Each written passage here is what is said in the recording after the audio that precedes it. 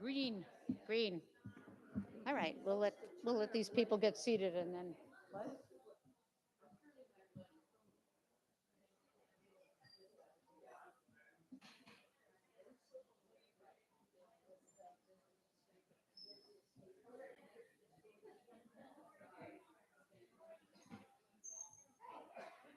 wait till everybody sort of gets seated.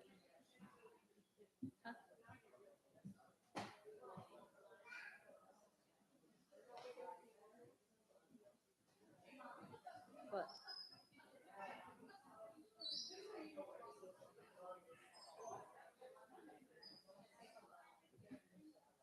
Okay. Hello, everybody. Yes, my name is Karen. I'm a friend of Beverly's, like everybody here. Friends of Beverly's. I don't know whether how to lift this up, but that I'll just lean over. Yeah, You can probably take this out, right? I could. Yeah, that's actually probably better. Yeah, I can pace and everything. So welcome, welcome, welcome. Thank you. And uh, Justin is going to show a video and sort of let people get settled in and things like that. But before, I got to tell you where the exits are, and I got to tell you that we're going to have food catered by Beverly, and actually also Yuval next door, the Big Cheese. And so it'll be across the street because that is Beverly's pride and joy. I don't know how many of you knew about RFTC, but it's the Rosendale Family Practice Center. And she worked there to build it and create a business. And it was something she dearly, dearly loved. And Nikki told her 2 days before she died that she would keep it going. Nikki is my daughter. She's a psychologist, and she was already got a board going. You want me to tell you anything about the board or just carry on? Okay. It's a great board. But if you go across the street, you'll be able to see the wonderful Victorian house that this therapy will be continuing on. So when you do go across the street, the ramp is very slippery. So hang on to the banister. We'll do something about that. We're working on the house. It's slippery. We're going to have to power wash it and get Eric to put some kind of something that with gravel and grit to keep people from falling. So let's see if there's anything else I have to. Oh, a lot of you were at the burial. The burial was like less than 24 hours? Less than 24 hours because a snowstorm was coming. Beverly died Friday. Nikki got her over to Moylan's. Moylan's brought her over to the rural, up in Rosendale, the green burial, and she was in the ground. We wanted to get her in the ground before the snowstorm. So, and a lot of you were there. And so if I repeat myself or tell the same story or read the same poem, that's what it is. Let's see. There is nothing else that I need to tell you. What is there something else? Oh yeah, turn off your phones. Yeah. Oh, the sign-in sheet there. It's not a sign-in sheet. It's if you want to speak, at some point or another, sign up. I think we're going to watch this video and then watch the pictures for a few minutes, and then people can sign up, and then we'll do the memorial part of it, coming up with stories about Beverly. And then we will, and poems, and I think a song. There may be a song too. So, and then, and I guess that's it. Okay. All right. Justin? There we go.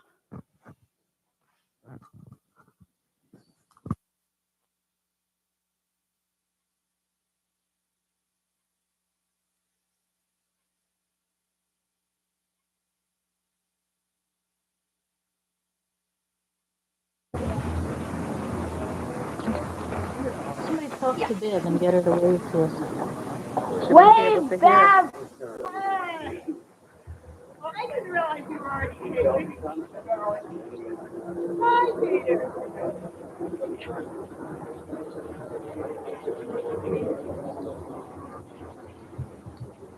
It's really hard to get at this angle. Sorry, most of the action's going to be on the bottom. Yeah, it's going to be very tall.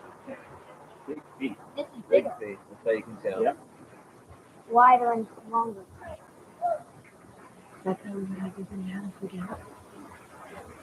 No, you come back down again the same way, I imagine. What size you have? 10.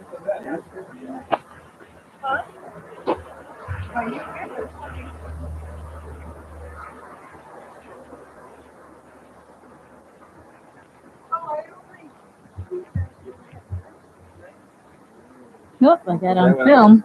Bev hugging Peter, whoever Peter is. These? No, they're just plain sneakers. Just plain sneakers. That's what you really good. Now you have it on. Yeah. So you have to use your feet carefully. I'm Okay. also short. Ma, I'm shorter than you are. That's true. I call you 14. I can't say you're wrong. I can't say like the easiest part. Oh, it is probably. Very good. Andy's looking good. Yeah. I do carry it with What? We're just saying that you're looking really good for a first slide. Peter can press. Maybe checkmate. I doubt it. If you get All right. Did Now. you get any of those moves? Uh-huh. Good. What, Karen? Gotta go there. Don't see anything else to grab now. Well, if you step up. I guess these are finger holes, not hand holes. Huh? Right. They're fingernail holes. Yeah. Lynn, That's Brynn Hill. That's a chicken home. She really, chicken food. She also is the one who's more in the survival for this year after year after year. And that's, Peter wasn't joking when he said he was going to try to see if he could keep up with it. But You gotta do a lot of stretching. yes, feels rather good, doesn't it? Well, it feels like I'm not gonna make it. It's like I can't reach that, and then all of a sudden, oh, there it is. Yeah. Do you notice that if you put one foot up a little bit, suddenly you can reach this much further? That's right. Yeah. And funny little things like that. And sometimes you use a little tiny hose because you're short, and that'll be just enough to get you to the good one. Yeah. There's all sorts of ways of getting around being short. I was just saying, Lynn Hill, who's shorter than you and I, who was just here, who you watched doing this, is probably the world's top climber. And she's shorter than you and I are. So I no longer have the excuse I'm too short to do this or that because Lynn can run up it. Of course, she's extraordinary, but So now what do I do? okay, you look around, you congratulate yourself, and when you're ready, you tell me, and I'll lower you off. And how do I do that? I just walk down? You lean out. Before you do it, what you want to do is put your feet out and walk down the rock. Boom. But you want to be leaning out more or less horizontal, not all the way horizontal, but a bit. Lean back further. Get more horizontal so you don't slip that way. Okay, lean back further. Okay. All right. All right, that's it.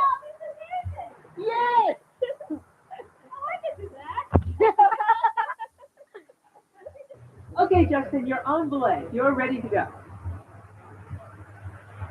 take your time, go nice and slow.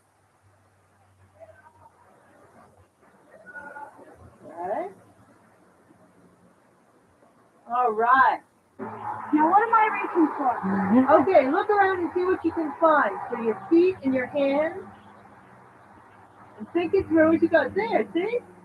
You knew what you were reaching for when you looked. All right. Nice move, Justin.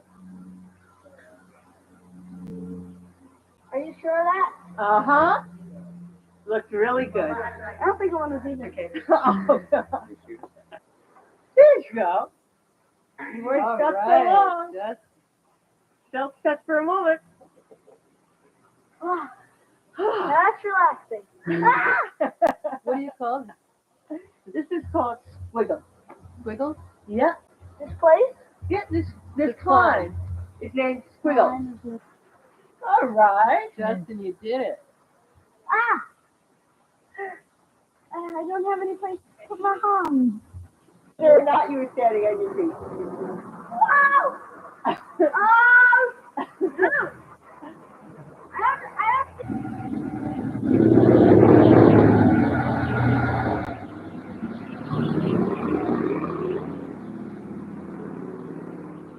Oh! Shoot.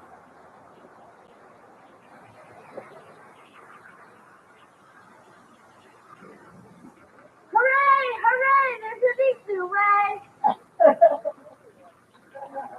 Time move over. Wherever it looks good to you. You can just sort of go up more or less wherever. I need my skeleton short. I'm doing it! I'm doing it! You're doing it, is right. Yep. Huh? Nothing, absolutely nothing. But you said a couple months ago. Somehow you seem to be up there now. Funny thing about that. Yeah. It looks impossible. Then you find it. Holy shit! Yeah, you suggested. You're up there, Justin. You're up there. You did it. Yeah, that's why I'm getting really slowly. Maybe straighten your legs a little. There we go. Can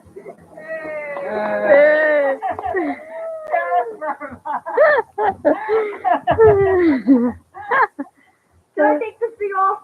Yes, you may take the off.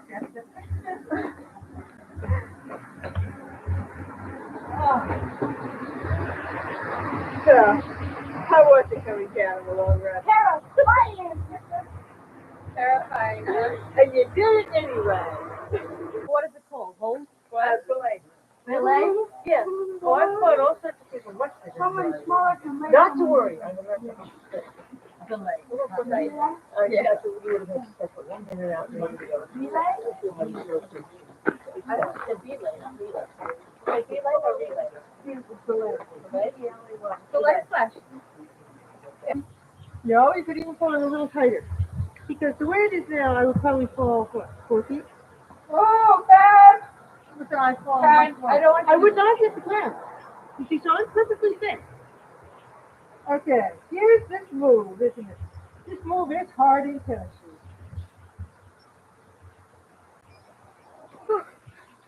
You got it now. Yeah.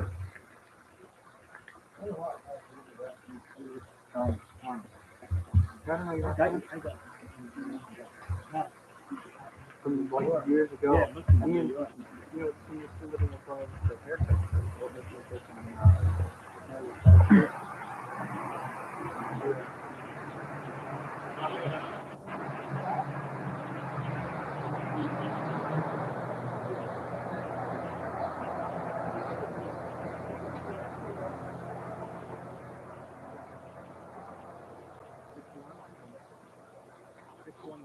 That's the technique. You're doing a really good job of fillet. Thank you. I feel totally secure with your fillet. Do you like it? I like it better than I like being on the rock. Yeah, a lot of people do.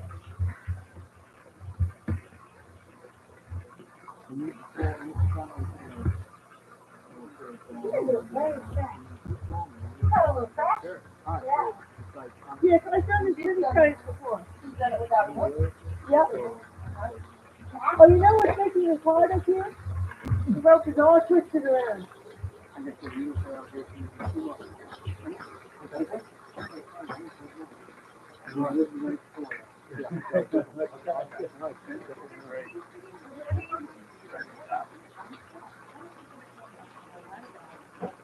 Okay, John.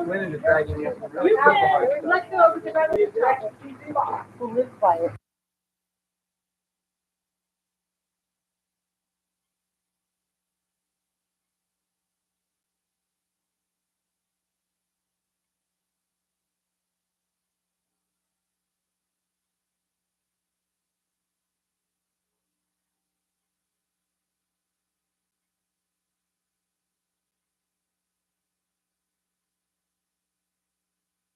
Something like that. I don't know. We have to be, what's that? Yeah, oh. So, just come down and, or I don't think there, I don't know, how many, give me an idea how many people would like to say something? 1, 2, 3, yeah. I don't think we have to have this big sign up thing. Don't worry about it. Well, you will, because and I know that, any rate, I think you're first, Helen. Oh, actually, but I was going to read something. Yeah, that's right. I was going to read something. Look at that. My name is on there first. Somebody put it there. Somebody, you put it there. Okay. All right. So when Beverly, she, I don't know how many of you visited Beverly at her house, but there was a tree that she liked to talk about a lot. It was a leaning tree, and it had fallen over her path, and it was leaning like this. It was caught, and I took pictures of it, and she wanted to send it to her friend in France. No, where's? Oh yeah, right there, and so at any rate, is that Henri? Maybe people know Henri. At any rate, we never were able to get in touch with him. He's quite elderly. If somebody has a way of getting in touch with Henri, we want to send him the poem that Beverly wrote about the tree. And the theme of the poem, it's a leaning tree, but well, I'll read the poem first, and then you'll sort of get the idea, because it's pretty much the way she conducted her life in the past section of her life, last part of her life. The leaner. A tree falls in the forest, making no sound, then stops, caught on 2 others, arrested in mid-fall.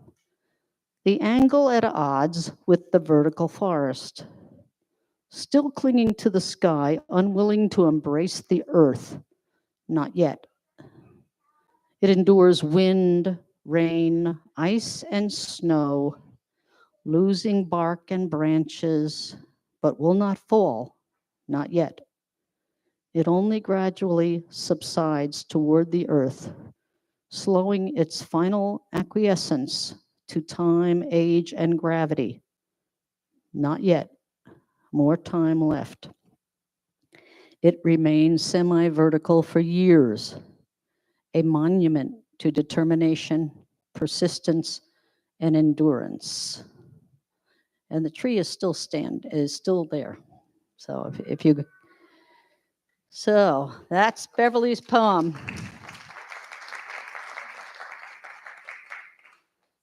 And the second poem is written also by Beverly, but it was in the last month of her life, the last 2 weeks of her life. So she started it on a scrap of paper, and I said, "What's this, Beverly?" And she says, "Well, it's a poem, but I can't finish it." And I said, "You want me to help you finish it?" So she wanted me to, and she kept saying, before that, well, I'll get into the poem, and then I'll tell you the phrase that she said over and over and over again, because she did know the poem by heart, but she'd say part of it and then sometimes stop. And it was at a time when I was trying to convince her that she was pretty lucky. It's hard to convince someone 2 weeks before they're dying that they're lucky, but she was in many ways lucky. She had an amazing life, and she died without pain, and she had an opportunity to stay at home, which is what she wanted. And she died in her forest, which is what she wanted. She did what she wanted. And so at any rate, so I was trying to convince her, and I gave her a few, talking points of what's good, what's good about her life. Karen tells me that I am having a good death. By this she means well-fed, kept warm, well-served, spared awful pain, spared morphine. In my forest of yellow leaves, sauntering down, sitting where I can see cars come in and out as friends arrive. Karen tells me that I'm having a good death. I'm short on blessings. And then she would recite the poem that she had memorized by Dylan Thomas. Do not go into that good night. Do not go gentle into that good night. Old age should burn and rave at close of day. Rage, rage against the dying of the light. The wise men at their end know dark is right, because their words had forked no lightning they. Do not go gentle into that good night. Good men, the last wave by, crying how bright their frail deeds might have danced in a green bay. Rage, rage against the dying of the light. Wild men who caught and sang the sun in flight and learned too late they grieved it on its way. Do not go gentle into that good night. Grave men near death who see with blinding sight, blind eyes could blaze like meteors and be gay. Rage, rage against the dying of the light. Last verse. And so my father, there on the sad height, curse, bless me now with your fierce tears, I pray. Do not go gentle into that good night. Rage, rage against the dying of the light. So that's Beverley's poem combined with her extremely literate, those of you who knew Beverley knew how literate and brilliant she was. And I first met Beverley probably 50-something years ago, well, 45 years ago, I guess, hitchhiking on her way. She lived in the bus before she built her house by hand, and she would hitchhike back and forth to college to teach her classes. And I picked her up one day, and I had this one, and I don't think Justin was born yet, Tina and Nikki. And she was so entranced by the children that we knew she needed to be part of our family, and she definitely was adopted by our family. As you'll see with the pictures, a lot of party pictures with blowing out candles and things like that. All right, so Helen, you want to read your poem? Come on up. Helen and I were part of a kind of a group of people. I don't know, Corinne's not here, right? Colleen is not here. Colleen is there. Oh, there you go. Okay, good. Yeah. Stefan, Nikki, Justin. At any rate, there were, and anybody else? Oh, Corinne, Colleen. At any rate, there was like a texting group, and we were kind of constantly dinging each other. Beverley needs that. Beverley needs this. What should we do about this? What should we do about it? And so that's what our relationship was about. And Helen visited a lot, and she shared a lot of her poetry. Yeah, well, both Bev and I wrote poetry. And this was something I wrote called Birthday Girl. It was her last birthday. We're here, all somehow fitting around Beverley's table's hem.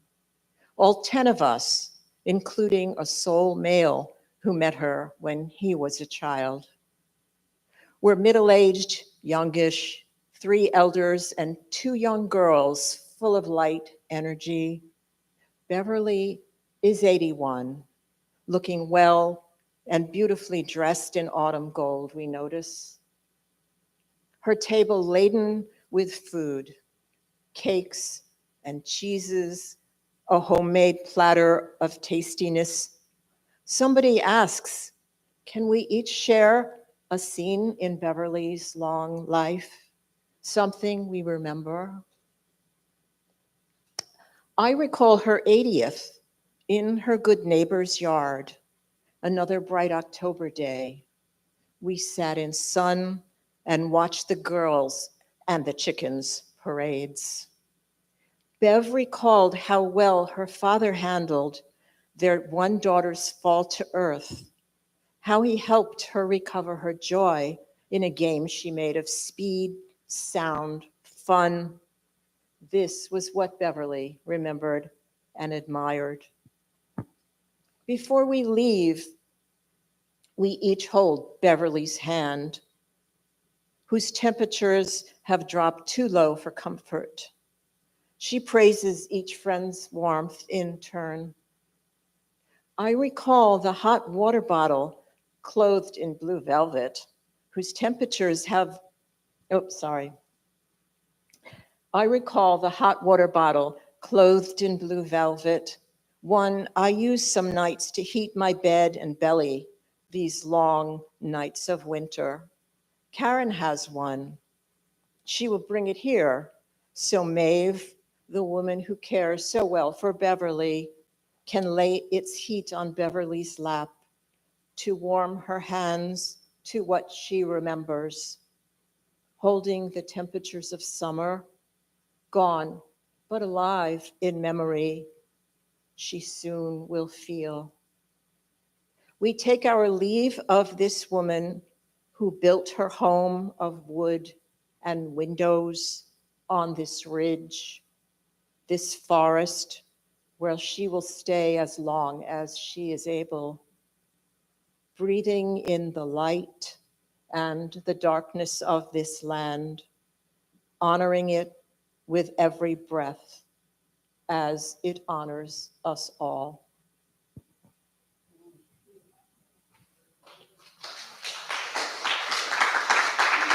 Thank you. I also brought another poem that I wrote before Beverley died, and I was trying to remember if I'd shared it with her, but I don't actually think I did. But I really would like to share it with you. It's called Within the Wound, the Healing. Within the heart, your wisdom lurks like frightened mouse. It's waiting for insight's flash of light, for understanding. So let the brains inside us know these are our roads through suffering, our pain a candle or a sun.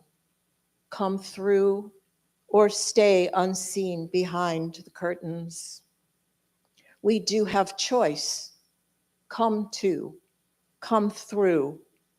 We can become the ones we are, truly the selves we long to be, truly those who choose to move, to walk with loss and grief. Let the light of these hard times come in, open eyes, allowing what wounds and heals, what's lost now that lives inside within our grasp once we allow it. Let me remember, let me recognize the reason I was born. Let me befriend my grief and learn its teachings now. In whatever years remain, let me live them full, though fear accompanies. Let me know the one I was born to be, dear self awakening.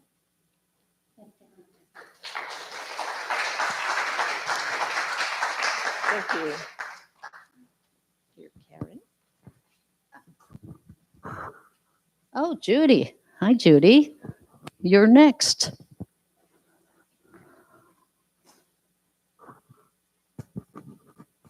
This is working, right? You're battered. I Yeah, know. I fell down some You're stairs. not allowed to do that. I No, I'm told you not. you're not allowed. I know. Okay. Yeah. I mean, for weeks, maybe months, when everybody I know was suffering from some pain or other, I would say or reflect, nothing hurts. And it was amazing to me because in a year I'll be 90, and to have nothing heard at this point is unusual. But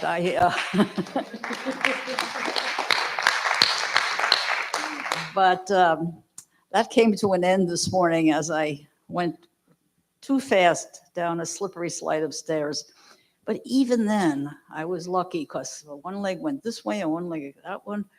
And I thought, is it broken? No, I'm just banged up, that's all. And so now I among those that something hurts, but it will go, fortunately not permanent.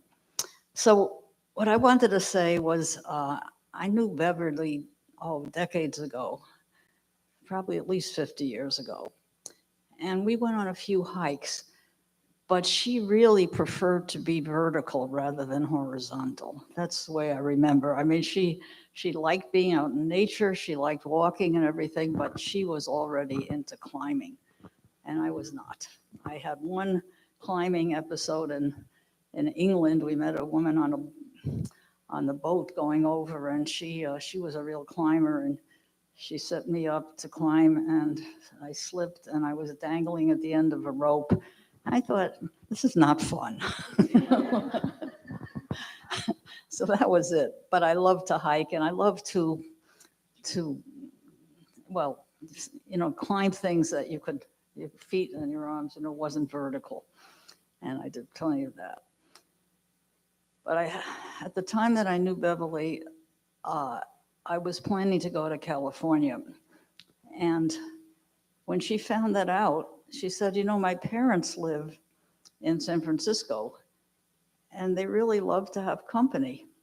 And I said, really? And she said, yeah. And she either contacted them in some way. I know that when I got there, I got the warmest reception. They had this big, at least 3-story, typical San Francisco house, narrow and tall. And I lived there for a couple of weeks and got to know them. And they were charming people. And her mother was so welcoming. And I was not, I had gotten some virus on the plane, so I wasn't very cheery. And she really nursed me. And I just almost fell in love with both of them. And when I got back, and I thanked Beverley so much, and then I discovered that there had been a long period of alienation between her and her mother, at least. But that was over. That had been overcome. And I couldn't understand how this lovely old lady could possibly be at odds with this friend of mine. But that's not something that you ever understand, because other people's families everybody is unique. But the good thing was they transcended that. And Beverley had a good life in many, many ways. And I'm really glad that she was able to end her life without years and years of being trapped in some nursing home or, some horrible place where she would be so unhappy. And thank you, Karen. Thank all of you who united to take care of her and help her get through this. Okay.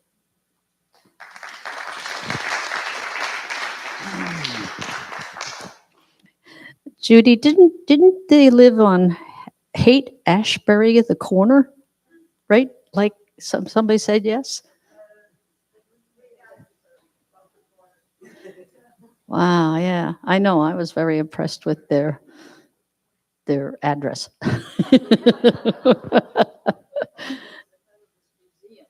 Yeah, her father was a curator and spoke very much like Beverley. I mean, it was a lot of the similarities were amazing because I got to meet the parents too, and they spoke with whatever that broad, I don't know what it's called, that accent, but she also went to Brynn Mawr.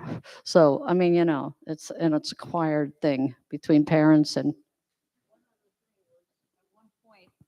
At one point, we went to the beach in outside San Francisco, and both her parents scurried up a low cliff but I don't know how they did it because there didn't seem to be any toe holds.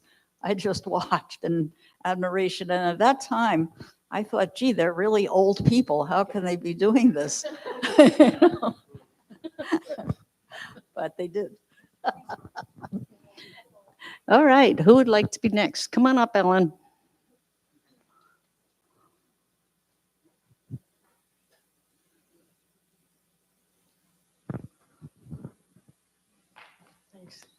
I wasn't planning on speaking, so I didn't really prepare. I have some things that in my possession that Beverley has written that I really need to pass on to people. But before I talk about that, I want to talk about her parents. Beverley lived a very bohemian life growing up, and it was quite unusual. And she shared lots of stories about how, you know, they tented the whole summer. They just lived in a tent. And so her parents were quite different. And so it helped me understand who she was as an adult. She and I became friends through women's studies in the 1980s and continue our friendship. And I too went to visit her parents, and her mother had this incredible yogurt starter that she had been babying forever. And so anyone who had her yogurt had this incredible experience because it was uniquely different. And I remember Beverley calling me one day and saying, my mother and father went away for a week, and the person who was babysitting for the yogurt starter let it die. And it was, we all were like, oh no, it was just terrible. But the other story I wanted to share was Beverley had a brain aneurysm, and from no one knows why that happened. And here she was, this vibrant climber and active person. And I got a phone call from the hospital saying that she requested me to be her health proxy. And so I said, well, I'll do it if I share that with another person, so I'm not the only person making decisions. So Sarah Vetter and I became her health proxies, and it was an incredibly intimate experience, especially with Sarah, who's no longer on this planet. And there was another friend of hers, Diane Justinson. No, I can't remember who it was. But anyway, so it was, three of us were very involved and helping her parents acclimate to what was going on. And then she was sent to a rehab. And what I have in my possession is her story about that rehab experience. And she was so angry about how she was treated. And so she wrote about it. And so I'd like to pass that on. So you let me know who to give that to. But, you know, a unique, special person. And I'm glad she was in our lives. Yeah. All right, come on up.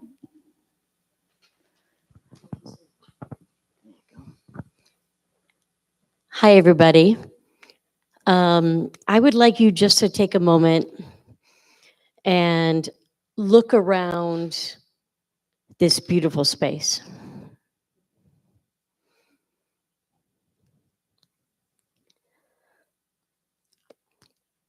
This is a space of community.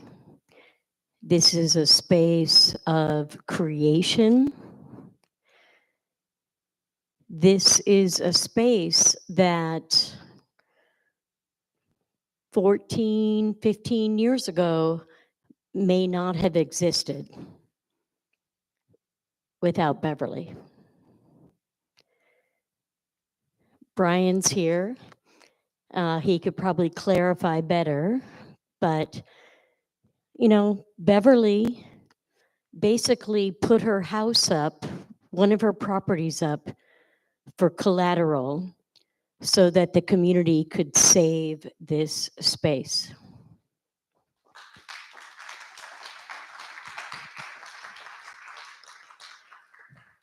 And it was not only the Rosendale Theater that she was so committed to, it was the library, It was Women's Studio Workshop. She was so embedded in this community. It was her life mission to take care of these spaces where people create, they come together, and they make magic happen. And that is Beverley. I will not say that was Beverley. That is Beverley, because all of these organizations are still here, thriving and surviving because of her. There's a great film, there was a documentary made about the community saving the Rosendale Theater. And I remember there's an interview with Bev on the front porch of the Blue House across the street. And she's like, yeah, I couldn't sit here and watch that happen. I had to do something. And that's who she is. She always did something. And I feel so honored. I was a founding board member when we became a nonprofit, and that's when I got to meet Beverley. And then years and just so many encounters with such a special individual, so filled with wisdom, so filled with her own North Star that involved so many other people. And I feel so blessed to have that influence on who I am as a person. And I want to share a poem. It's one of my favorites. This was one of my teachers. I did some work on the north coast of Ireland. And John O'Donoghue was one of my teachers. And I read this again today, and I just thought, let's bring it for Beverley. Though we need to weep your loss, you dwell in that safe space in our hearts where no storm or night or pain can reach you. Your love was like the dawn, brightening over our lives, awakening beneath the dark, a further adventure of color. The sound of your voice found for us a new music that brightened everything. Whatever you unfolded in your gaze quickened in the joy of its being. You placed smiles like flowers on the altar of the heart. Your mind always sparkled with the wonder at things. We look forward toward each other no longer from the old distance of our names. Now, you dwell inside the rhythm of breath, as close to us as we are to ourselves. Though we cannot see you with outward eyes, we know our soul's gaze is upon your face, smiling back at us from within everything, to which we bring our best refinement. Let us not look back at you for only in memory, where we would grow lonely without you. You would want to find us in presence, beside us, when beauty brightens, when kindness glows, and music echoes eternal tones. when orchids brighten the earth. Darkest winter has turned to spring. May this dark grape flower with hope in every heart that loves you. This is my favorite line. May you continue to inspire us. May you continue to inspire us to enter each day with a generous heart, to serve the call of courage and love until we see your beautiful face again in that land where there's no more separation, where all tears will be wiped from our mind, and where we will never lose you again. Thank you, Beverley, for everything. Thank you for helping us save the Rosendale Theater. Thank you for supporting the library. Thank you for supporting Women's Studio Workshop. And I'm sure I'm leaving out many other things that she supported. Thank you for being an inspiration. I hope to be a quarter of the woman that you were. Thank you.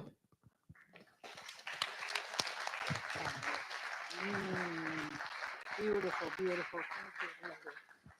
Thank you, Carrie. Thank you, Carrie, for reminding us of the incredible gifts that she gave, other than her personality, the incredible financial support, as well as in so many ways, so many ways. Okay, here we go.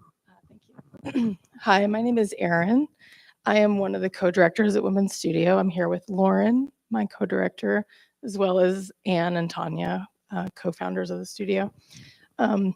I had developed a personal relationship with Beverley, knowing her through my time when we met 7 years ago. I don't know. I'm sure many of you also in this room have played a part in supporting Women's Studio, but I do want to say many people have, obviously, but Beverley's generosity to the studio is really, really pivotal in a way that I think will continue to serve WSW and all of the artists that make work in our studio. And I want to specify that by saying what she did was, when we were planning for our leadership transition, which is the reason why I joined Women's Studio and relocated here from the Midwest, that can be a really vulnerable place for an organization, especially one that is strong, but 43 years old. And our co-founders, were the co-founders of the studio were doing that work for 40 plus years. And when you start thinking about how an organization is going to move forward and, hopefully exist forever, and bringing in new leadership, it's a real vulnerable place financially, and also just in what that person's going to represent and how they're going to manage those responsibilities. And I think Beverley really understood in the specificity of her donation to the studio, because I lived in her Stone Ridge house for the first 4 years that I lived here. And she would just stop by every now and then, which was always fun. But I was able to live there and sort of relocate here very simply as a human, and then to put all of my sort of efforts into the workshop. And I think that has provided a lot of strength for the future and the permanence of Women's Studio in our community. And I want to recognize that very simply. Sometimes donors ask you to do a lot of things, jumping jacks. Beverley never asked us to do anything for that donation, nothing, not a single thing. And that is so special for people who are working in the arts, who are trying to fund these programs and sustain them. I got to know Beverley on a personal level as well. We used to talk on the phone a lot during COVID, and I realize now in retrospect, she was sort of my therapist.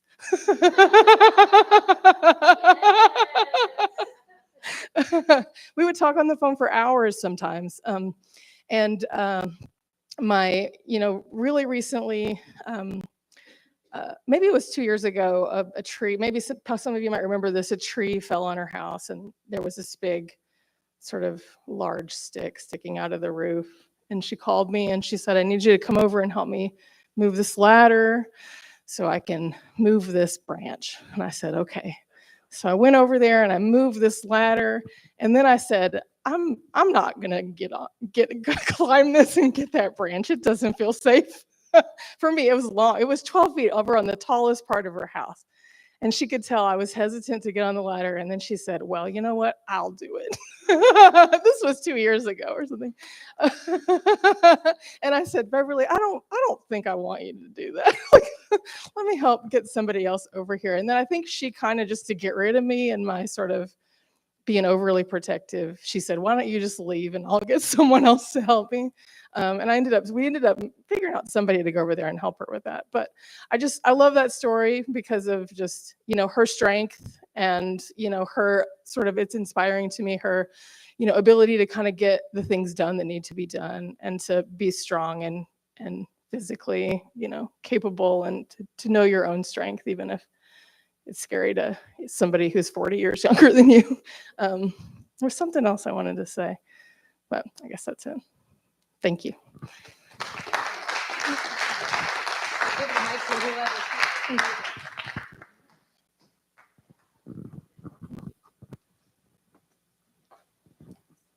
Hi, everybody. This definitely is the house that Beverly built. And just to reiterate what Carrie said, Beverly built this house, F-Stop built this house, Anita built this house, Gail built this house, Uncle Tony built this house. I can only imagine what they're all plotting now. Right. So when someone crosses into spirit, we like to sing their spirit free and set them free. And I really haven't had a chance to do that for Beverly, and I don't think any of us really have. So let's just take out our rattles. Okay. Let's hear a little rattle. Yeah, good. We're going to do call and response. I learned this from Rainbow Weaver, and this is how we send the spirit of our friends off. The words are fly like an eagle, fly so high, circling the universe on wings of pure light. Oh, witchy tie, witchy tie, oh. Oh, witchy tie, witchy tie, oh. Fly like an eagle, fly, fly, fly. And it's call and response. So I'll sing and then you sing. Ready? Fly like an eagle. Fly so high. Circling the universe on wings of pure light. Oh, witchy tie, witchy tie, oh. Oh, witchy tie, witchy tie, oh. Fly like an eagle. Fly like an eagle. Fly, fly, fly, fly. Whee!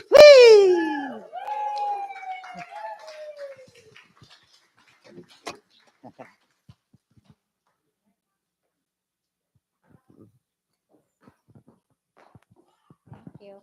Hi, everybody. I'm Nikki Paisan, and Beverly's been my friend since my mom picked her up hitchhiking when I was a little tyke, tiny little tyke. And I want to tell you a little bit about Rosendale Family Therapy Center, which is Beverly's heart project, her legacy project. And It exists at 401 Main Street, right across the street. Beverly bought the building in 1992. It was built in 1892, so it was 100 years old when she bought it. And Beverly's goal was to make a practice for family therapists. And she did that. She very generously invited people in to practice therapy there, specializing in family therapy. And Beverly is one of the reasons why I became a psychologist. And I got involved in RFTC about 2005 or 6 when I got my master's degree. And she invited me to be a therapist there, and I started working with her on Children's Psychotherapy Project. And later, when I got my PhD, Beverly supervised me, and so she was my clinical supervisor and my mentor. So in around 2015, RFTC was struggling, and Beverly turned it into a nonprofit. It was always a nonprofit. It was always Beverly's project, and she had always paid for everything there for many, many years. And so that was formalized in a 501c3 nonprofit around 2015. And I was on the board of directors then and stayed on the board of directors. And by the time Beverly died, she and I were the only ones on the board of directors. So I've started up the new board of directors, and we have begun to start thinking about reinvigorating the space with family therapists, and that's our goal now. So after this, there may be other people who want to say a few things, but I'm going to run over there and get some food ready for everyone. I just want to invite everyone in there to see the space that Beverly very lovingly cared for all of these many, many years, and what we will continue there in her honor.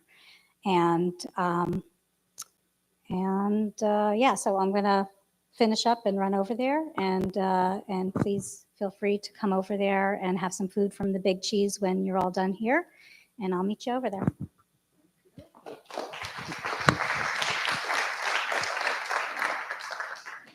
Okay, I saw a guitar before. Was there someone who wanted to sing something? Where'd he go? Do you still want to sing? Who was it? Where'd he go?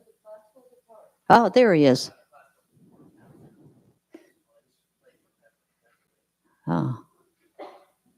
So.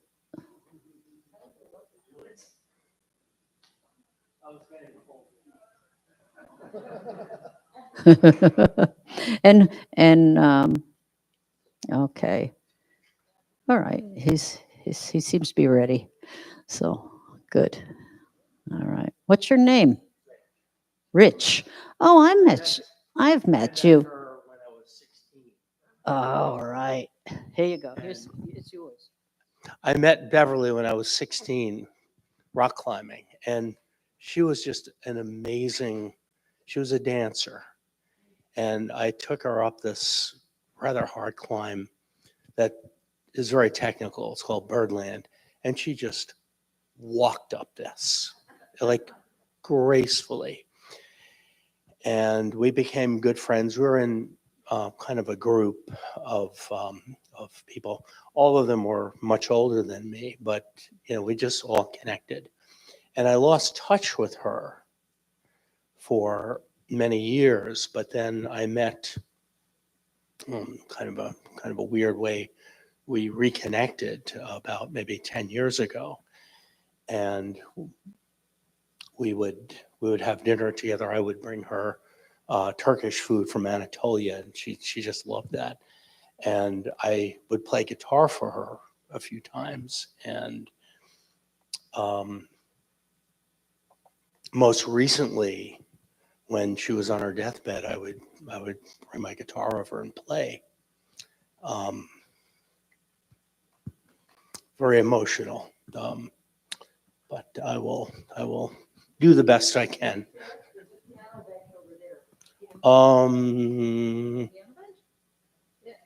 Oh, that's perfect.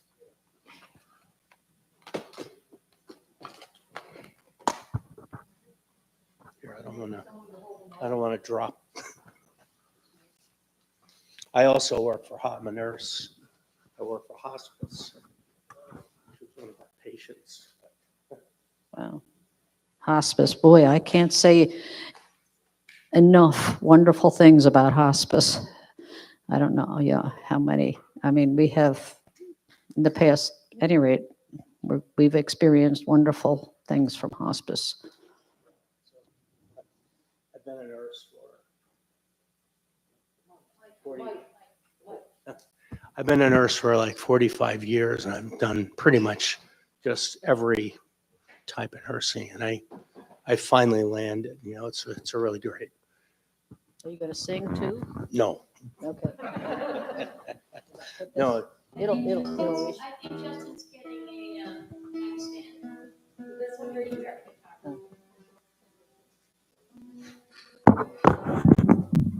Strings on, so bear with me.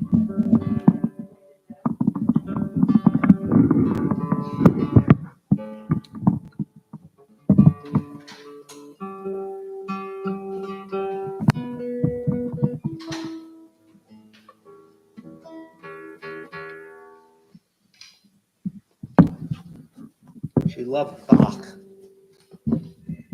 That might be too much.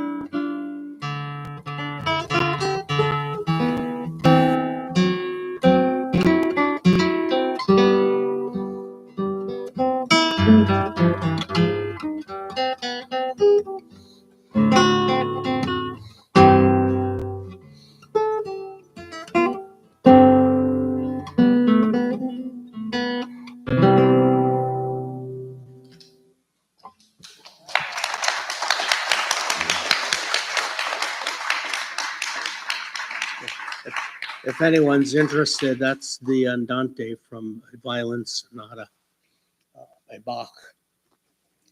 But, thank you.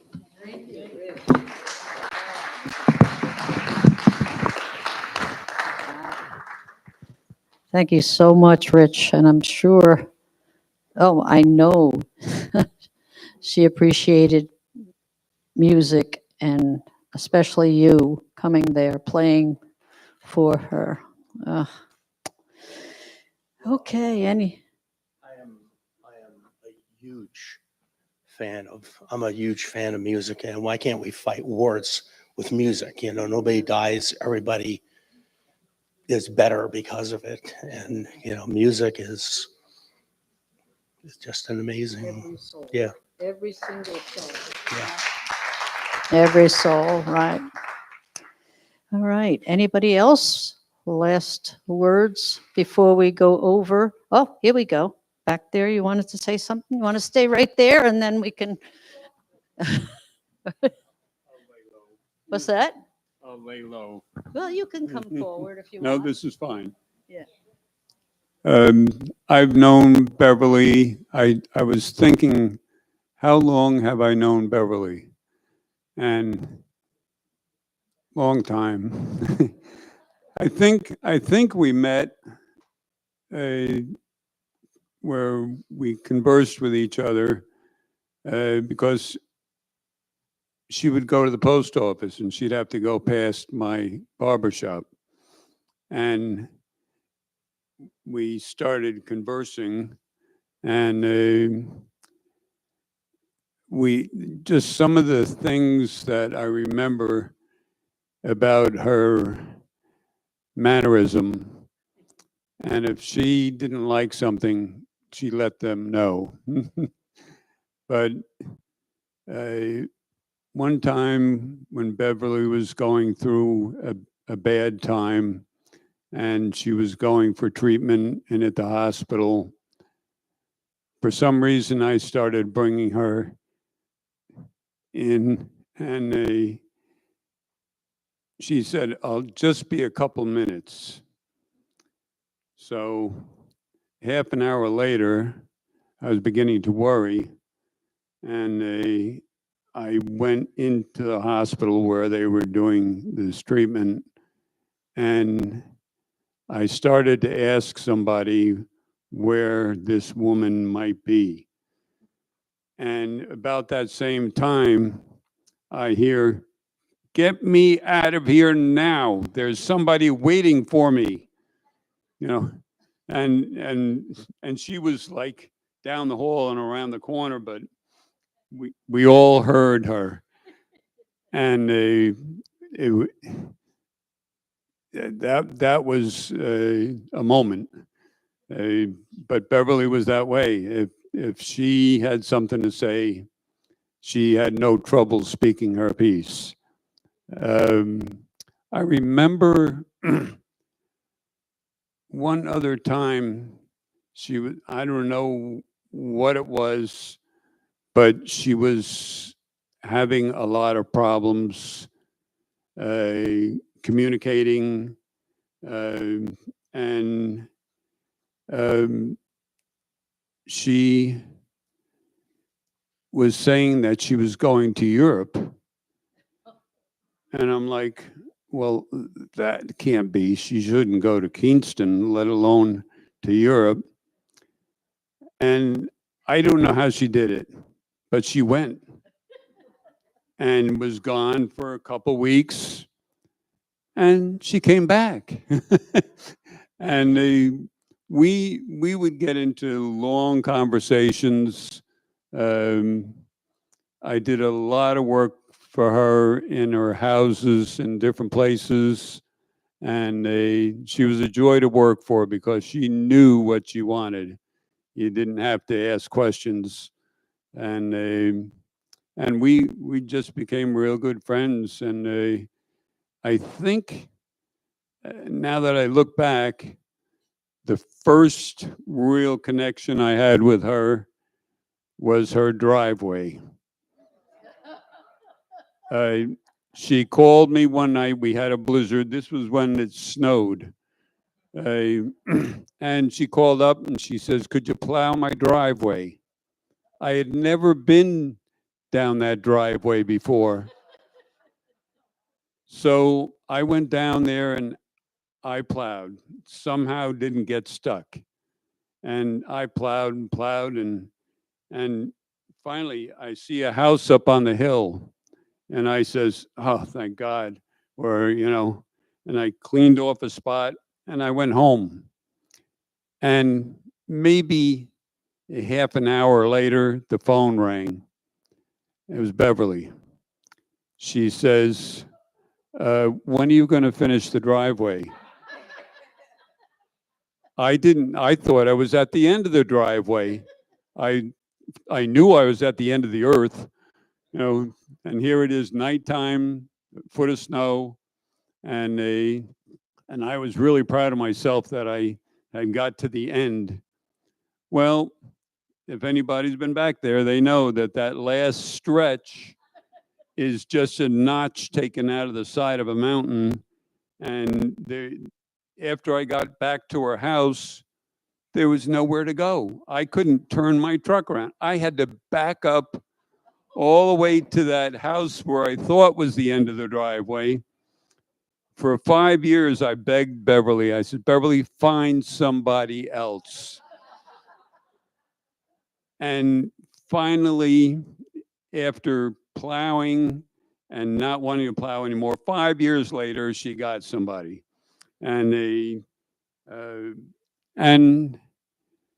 and then she got her driveway fixed because nobody wanted to go back there. But Beverly was a great person, a great friend. That's all I can say. Thank you, Bill.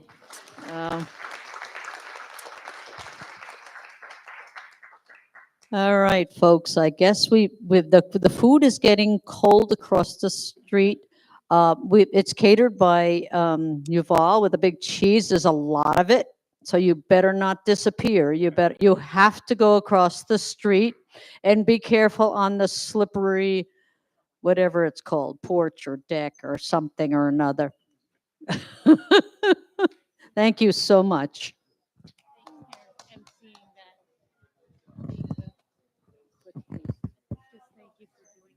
Oh, the whole thing. Thank you. The last thing I said. The last thing, don't slip. All of it. Yeah, don't slip is.